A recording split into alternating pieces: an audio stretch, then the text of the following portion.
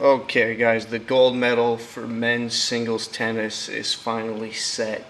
I just got done watching the semifinal for both matches. Let's start off with the Andy Murray matchup versus Djokovic. Djokovic was the favorite going in, even though Murray, he's got the host nation home court advantage at Wimbledon, even though he's Scottish. He's been accused of sports treason in the past when he dissed the English soccer club in the '06 World Cup. But the Brits were out there to support him, and he seems really determined, and he really wants to lock this up. If any gold medal would have been precious going into the Olympics for the Great Britain, I would say, other than it would probably be a tie between Mark Cavendish's gold medal in the first day of competition, which the British team didn't achieve that.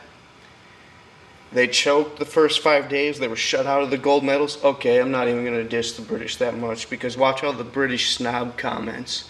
JBM versus the British snobs all week. They're unbelievable. But I'm just going to ignore it. I'm not hating on them. I'm just calling it like this is. This is sports. If it was the USA, I'd be dissing Team USA. I'm not singling out England here or the United Nations. But Andy Murray, he had a really lucky draw without Nadal being in it. He finally faced a good competitor in Djokovic, and that was right neck and neck. He won 7-5, 7-5. It was only a few points here or there where he eclipsed him, but he was totally focused. He's taking this seriously. The guy has got $20 million in prize money in career tournament earnings, but he's never won a Grand Slam title. He's really never become elite. It's almost the wrong era to come up with Nadal and Federer. And Djokovic playing out of his mind. I could never believe that Djokovic could ever be that good as he was in 2011. And he was really the favorite almost going into the match. But Murray came out on top because obviously he's had some easy matches to go. And Djokovic has had a number of tough ones. He had to beat Roddick and Tsonga. But Tsonga just got done off that long match with the Canadian Raonic, who's a wannabe Federer. But Tsonga, you never know. Tsonga's so good, though. I mean, depending on what that guy eats during the day, he could be sloppy and tired, or he could beat anyone in the world. Literally, he's like one of the only guys that could literally beat anyone in the world on any given day, and he has. It's amazing how he gets around for a big guy. But now let's talk about the other semifinal. Federer defeated Del Potro. That pretty much stayed on serve like the whole match. It was almost looking, Federer and Del Potro have similar styles, and it was almost looking like it could go either way. I mean, Federer isn't as elite as he was. He isn't as good as the Roger Federer of a few years ago, but he's still Roger Federer, and he has all the experience and knowledge in his mind. This is going to be epic. Look out for this match. It's going to be played on NBC. Well, I'm saying this from the Americans' perspective. It's going to be played on Sunday. So they're going to have an off day tomorrow. The women's final between Sharapova and Serena Williams is going to be played